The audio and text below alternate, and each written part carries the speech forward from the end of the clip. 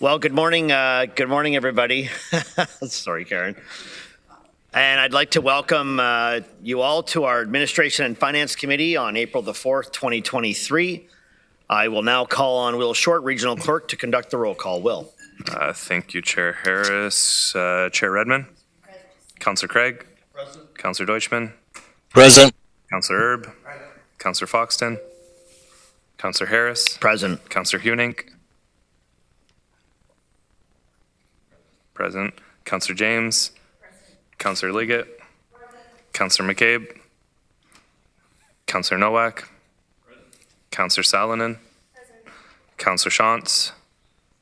Councillor Verbanovic, he's on his way.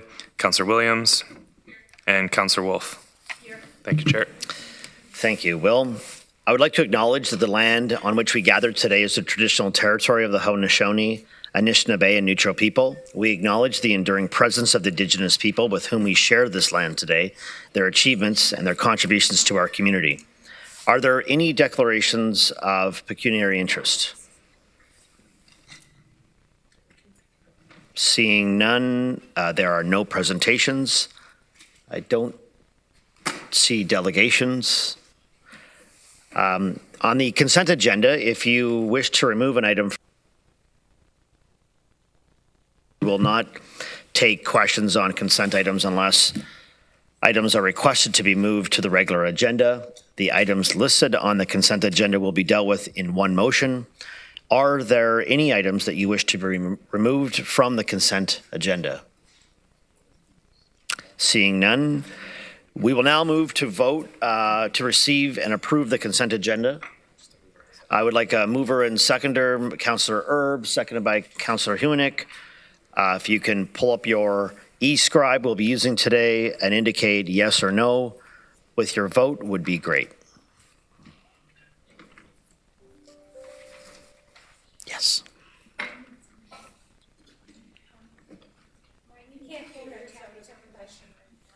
Okay. All right, Sandy and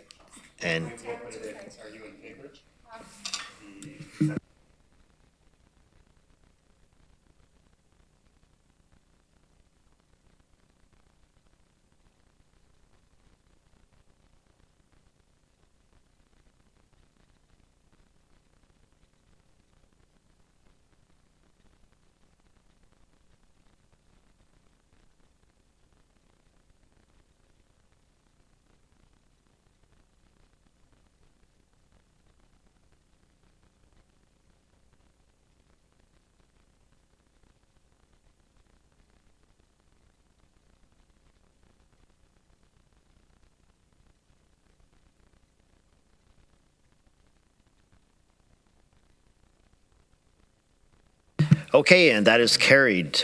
Moving on to the regular agenda, I would like to call on Craig Dyer to introduce the report, Strategic Focus, Thriving Economy. Craig.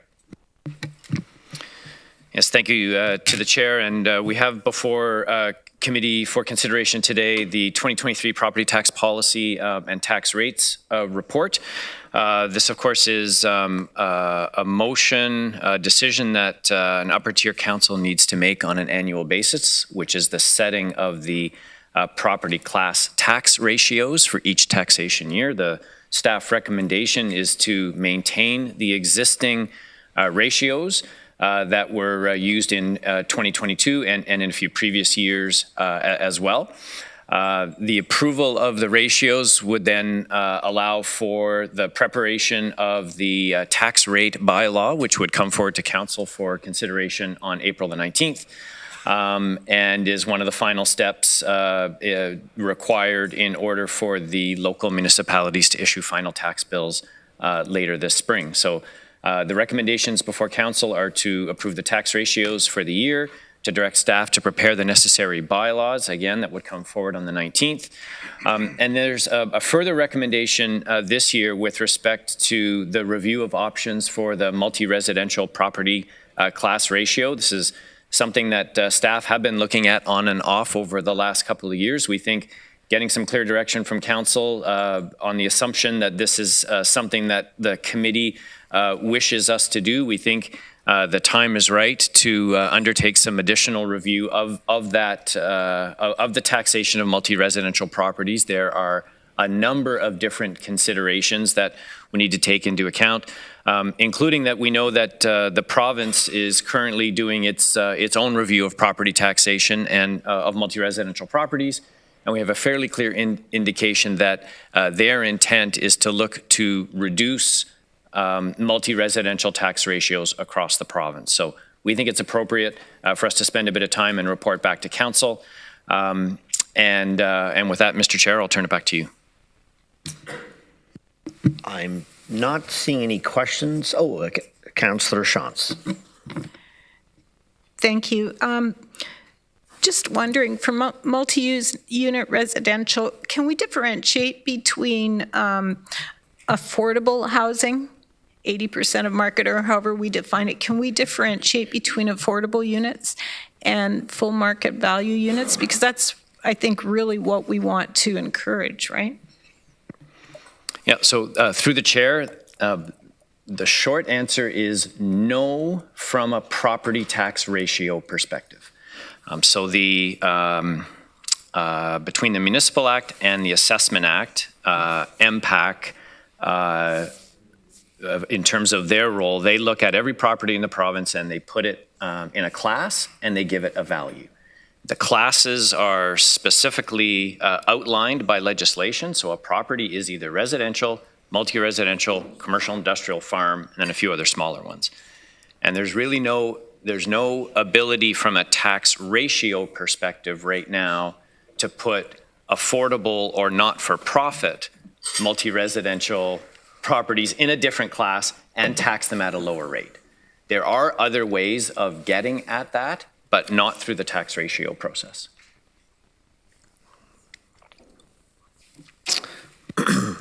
Thank you. I don't see any other speakers, so I will ask that for a mover and a seconder on the recommendation in the report. Councillor Craig and Councillor Foxton. Thank you. I will defer to you folks to get into your e-scribe if you're already there to vote yes or no.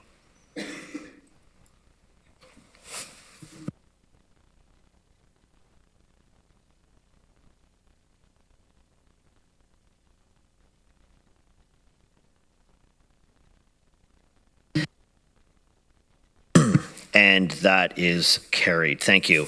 I will, oh, sorry, Councillor Shantz. Yeah, just contemplating Craig's answer. Can we get some of those other ways at some point? Through the chair, yes, that's exactly what we would look at doing through our review over the next few months. Great. I'll go back to Craig Dyer to introduce our next report. I believe it's the Municipal Accommodation Tax Investment Policy. So thank you to the chair. I can speak briefly to this, and my colleague, our Director of Cultural Services, Helen Chimeri-Russell, is also here to answer any questions. Essentially a report to approve a municipal accommodation tax investment policy. We've had an arrangement for the cost sharing between upper and lower tiers of the municipal accommodation tax over the last few years. A small amount of funds is starting to accumulate in the reserve, and in order to establish a process to allocate funding this year, it seemed appropriate to put together an investment policy, and that investment policy is attached to the report for your review and consideration, and that's what we would be looking for a recommendation on today. I'll entertain any questions anyone has of the report. If not, I'll ask for a mover and a seconder on that. Councillor James, seconded by Councillor Wolf. We'll open up our e-scribe, please.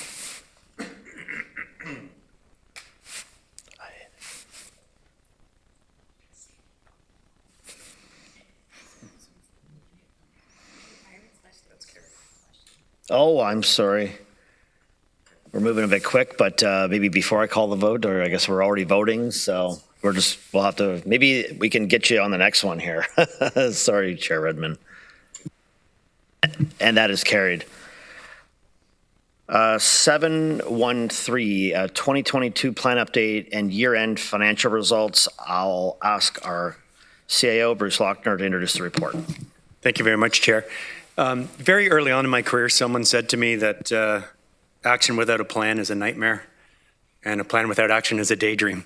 And that stuck with me for some time. And I think one of the key roles of council, I know one of the key roles of council is to hold us to account for, to deliver on what the residents ask you and us to do each year. So I think it's worth stepping back and looking at 2022. And if we can go to the slide deck, that would be great.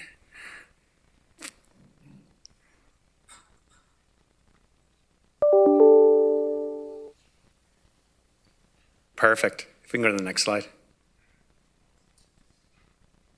So again, aligned with our strategic plan over the last few years, in 2022, we had very specific actions. And when council approves the plan each year, staff, this machine we have, and our partners set out to achieve good things in each of these areas. This list of achievements is long throughout 2022, and there's a lot to celebrate. Overall, the organization performed very well, especially coming out of COVID, and we're well positioned as we head into the next year. If we can go into the next slide. Perfect. We thought we'd take a different approach this year in terms of accountability and really reflect back to the community what we heard from them. And I'll turn it over to my colleague, Connie McDonald, who will give you some examples of what we heard from the community and how we delivered in 2022.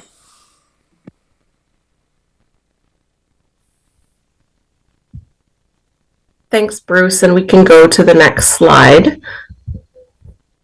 I'm so excited to share with you that for the first time, the region of Waterloo is launching an organization-wide, interactive, multimedia digital yearbook for the community that shows the impact of the region's work in each of our 6 priority areas. Inside the yearbook, you'll see video, audio, imagery, and interactive mapping. I have to say that when we issued the challenge to staff to come up with an innovative and new way to share, accountability with the community for the work that's most important to them and the work that regional staff do, I don't think we could have imagined what staff would come up with. And this has been a really great collaborative initiative between the communications and strategy teams, working really, really closely with our GIS team to embed that mapping and to make it really digital first and interactive. The yearbook spotlights 12 stories of impact, and I'm just going to quickly highlight 3 of these for you. We can go to the next slide. So this first story is around how GRT is meeting the demand for more affordable transit and reducing greenhouse gas emissions. In the story, which is told through aerial footage and video, we highlight the 305,000 square foot Northfield Drive maintenance facility that makes space for greener buses. It will be home to GRT's fully electric buses and charging stations, and really focuses on how GRT is helping to meet the community need for more public transit and greenhouse gas reductions. On the next slide, you'll see a preview of a story that talks about the acceleration of affordable housing and really zooms in on our innovative approach to alternative housing as seen through the Bechtel Street project in Cambridge. This has been a really exciting project, and inside the yearbook, you'll see that we use a variety of multimedia tools to highlight this work. On the next slide, another really powerful story that highlights work that impacts our entire community. The Grand River provides, some of the water that we use in our homes every day. And through collaboration with the University of Waterloo, we've seen significant advances in the health of the Grand River. These stories highlight just a few of the accomplishments, and I can't wait to share this report more broadly with the community. Next slide. So as we think and look back on 2022 and the great work that's been done, not just with the region, but in collaboration with many of our partners in the community, including our area municipalities, our journey continues as we look ahead to our next strategic plan. There's another report in your package that talks about that process and what to expect in the coming weeks and months as we look ahead to, what Water the region will look like in the future. And in creating our new strategy, we also have the opportunity to build a better performance evaluation framework with really clear outcomes, objectives, and results to share back with council staff and the community. And I can't wait to see how our new digital yearbook evolves as we create our next strategic plan. I'll now turn it over to Mr. Dyer for some commentary on the fiscal results of 2022. Thank you, Connie. Through the chair, so just a couple of highlights from a financial perspective. Of course, we're working through our year-end audit with KPMG at the moment. That is quickly coming to a conclusion. In terms of our overall financial results, the region ended the year with approximately a $7.2 million surplus that represents just under 1% of overall property tax and user rate revenues over the course of the year. And you see that distribution here between property tax supported programs, our water and wastewater programs, and the Waterloo Region Police. If we go to the next slide, in terms of the allocation and use of that surplus, the region has a surplus allocation policy which provides for the for a contribution to the tax stabilization reserve to replenish that reserve to a maximum $15 million balance. And if there is any additional surplus over and above that, it is transferred to the general tax supported capital reserve. And we specifically then use that funding in order to reduce our debenture requirements in the following year. So the table that you see before you right now, which is also found in the body of the report, shows about $3.1 million going to the tax stabilization reserve, about $2.2 million going to the general tax supported capital reserve, and then a small balance going to the library capital reserve representing its surplus over the course of the year. And on the next slide, in terms of the water and wastewater budgets, we had a surplus in water supply, a shortfall in wastewater treatment, and very close to break even on both water distribution and collection. You can see in the table that in each case, the surplus or shortfall has been transferred to or from the appropriate stabilization reserve. And then you'll see the closing balance of those 4 stabilization reserves on the far right-hand side. And that, of course, will be reflected in our 2022 financial statements. And to the final slide, in terms of our next steps, we have, again, we're completing the audit with KPMG. Audit committee is scheduled to review and consider those statements, I believe, on the 26th of April. And then they will come forward to Regional Council for final approval. And happy to answer any questions. And we have some. Councillor Deutschman. Thank you, Chair Harris. Mr. Dyer, 2 questions, or first question. I was trying to understand what caused the $2 million variance in wastewater treatment. I did look at Schedule B, but I couldn't discern clearly what was the cause of that variance. Yep. So through the chair, perhaps my colleague Jennifer Rose would be best to respond to that. Yes, thank you for the question, Councillor. The variance in wastewater treatment is actually a good reflection of our dry summer. So, and also the surplus in water. So we had a dry summer last year, as everyone knows, in fall. So people used a lot more water for their gardens and lawns and whatnot. The wastewater treatment is charged to the municipalities by the amount of flow that goes to our wastewater treatment plants. That flow is not only the sanitary flow, but also the flow that comes from rainwater and groundwater that gets into the pipes. So we had less flow coming to our wastewater treatment plants because of the dry summer. And also we had increased chemical costs this year for treatment, especially chlorine, almost doubling, tripling the price due to supply chain, but also to the ingredients. I'm trying to think of the right words that make up the chlorine itself. So a combination of all those things definitely led to that wastewater treatment variance. And just to follow up on that point, are we expecting potential variance again, like, checking the Farmer's Almanac, understanding supply chain issues and costs? Is there another potential variance like what you experienced this year? Through the chair, we took that into account when we did the budgeting this year. We definitely took into account the higher costs for all of the chemicals and chlorine and other chemicals we need for treatment. We can never predict the weather, but we do put in a bit of a buffer there just in case the weather will have an impact on our variances. That's just normal financial practice in water wastewater industry, actually. Good, thank you. Mr. Dyer, I see that the tax stabilization reserve fund is made whole to 15 million. During budget, we were talking about trying to use some of those funds for certain projects, et cetera, but there was a concern about what the balance of that fund was going to be. What are we expecting over the next 6 to 7 months with respect to that fund? Is there going to be a large drain on the $15 million tax stabilization reserve fund? Through the chair, the 2023 approved budget contemplates, I don't know the exact figure, but it's approximately $8 million of transfers from the tax stabilization reserve into the 2023 operating budget specifically. So that's something that we will review and monitor and report back on as we do our quarterly updates over the course of this year. But at this point, a little over half of the $15 million balance has a commitment against it. So that would have left $7.5 million in that fund as a buffer for the 2023 year. Is that what you're stating?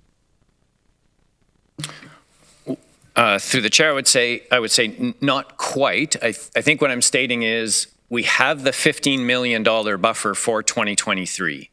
There is approximately $8 million identified at this point as a transfer into the operating budget. So that is, obviously covered. That would leave us another $7 million or so if things went spectacularly bad in 2023. Okay, thank you for that information. Noted for the 2024 budget season. Thank you. Thank you. Councillor McCabe. Thank you. Through you, Chair. Just want a quick comment on the 12 stories that Ms. McDonald mentioned. I didn't watch them all, but I watched the majority of them, and just really like that the way you've presented those, you and through your staff. So congratulations and thanks for that. I think it's more so than just talking about data and KPI. Key performance indicators and things like that.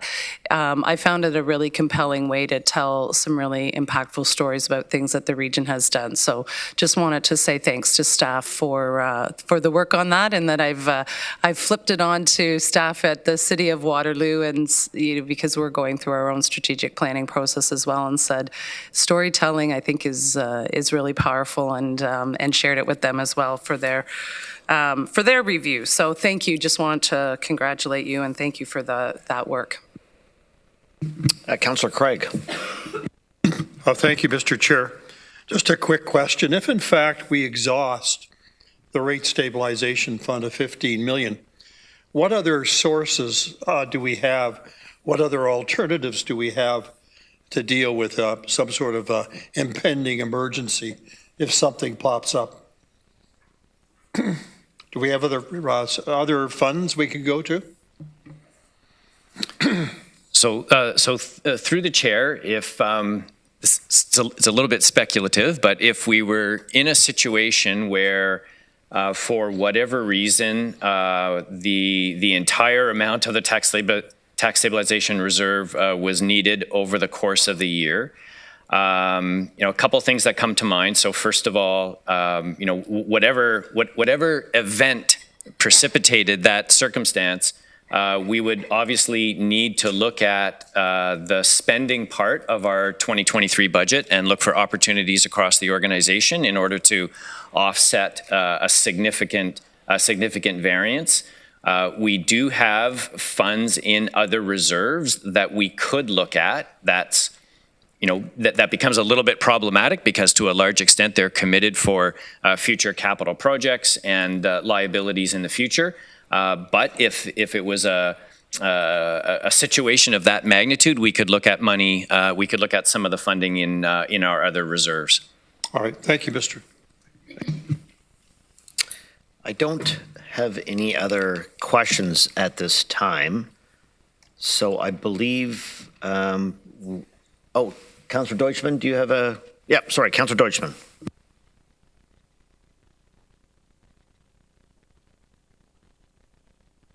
Yeah, thank you, Mr. Chair. I just wanted to come back.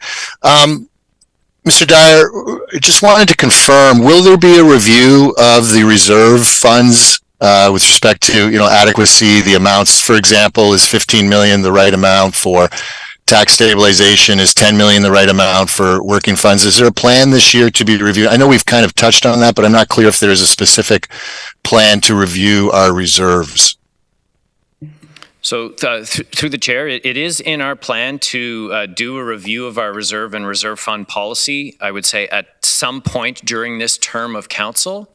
We don't have it scheduled at this point for 2023, but definitely over the course of this term of council, we would do a review. So, Mr. Chair, I would like to have something added to the council committee tracking list, but I'll leave that to the next committee meetings and give Mr. Dyer time to think about that and come back to us and what would be a reasonable period of time to have that review. And I'd like to hear back on that next committee next month. Yeah, that sounds fair. You can do that, Councillor Deutschmann. Thank you. I don't have any other questions, so there is a recommendation in the report. So I'd ask for a mover and a seconder if there are no other questions. Moved by Councillor Wolf, seconded by Councillor Foxton. I'll get just to head to e-scribe for the yes or no.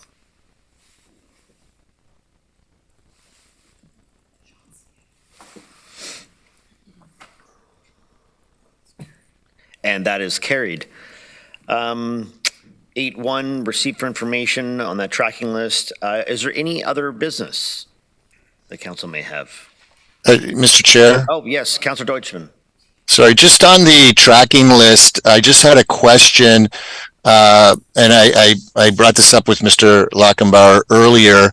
It's with respect to the lobbyist registry. I see that Chair Redmond had brought it up back in May of 2022, and we have an anticipated response date of 2023. So we're almost a year now with respect to I was wondering if we could get maybe a little more detail as to when we might be able to see something come back on a lobbyist registry.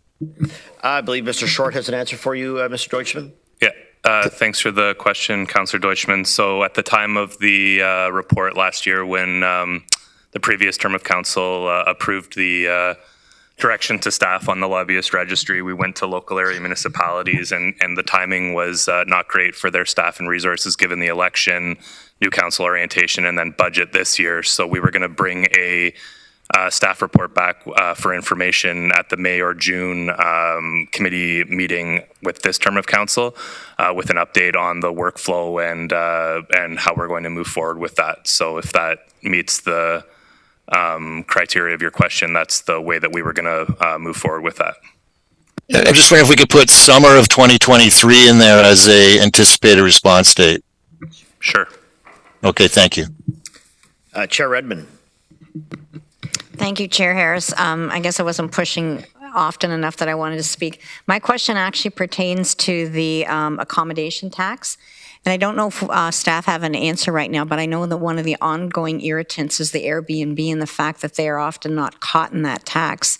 And it's an ongoing issue for neighborhoods that have condos and apartments and homes that are used as that short-term rental. And I'm just wondering who, if anybody, is looking at how we would bring that into the fold, and if that's on anybody's radar screen. And I don't know, that may be Discover Waterloo Region. I don't know if it's staff, or it might be Helen Chamiri Russell. Helen, over to you.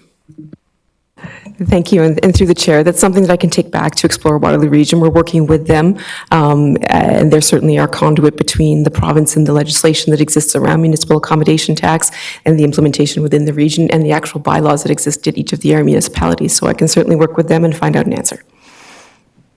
Thank you. Councillor McCabe. Thanks. And sorry, I just wanted to comment briefly on 7.21, the strategic plan update, because I didn't realize we had already gone past that. But I just to make the point that that I appreciate what Ms. McDonald and her team have provided here, and just to remind them that I don't know about the other municipalities, but City of Waterloo is just in the process of wrapping up all of our engagement with our strategic plan, and we have a wealth of rich information from our own and in some cases really targeted, particularly with equity-seeking groups and a statistically relevant phone survey and other engagement methods that we used. And just know that we're very willing to share that information to aid your efforts in developing the region's strategic plan. Councillor James. Thanks, through you, Chair Harris. Just want to, this is for Bruce, in terms of the last item on the tracking list, the direction regarding a policy or what have you around the hiring of external staff. Thanks. Yes, I will have that for next committee day. Councillor Foxton. And she's good.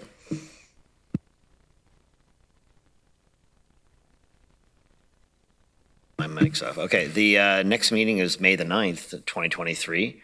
And I would ask for a mover and a seconder to adjourn. Councillor Selenin, Councillor Verbanovic, please use those buttons.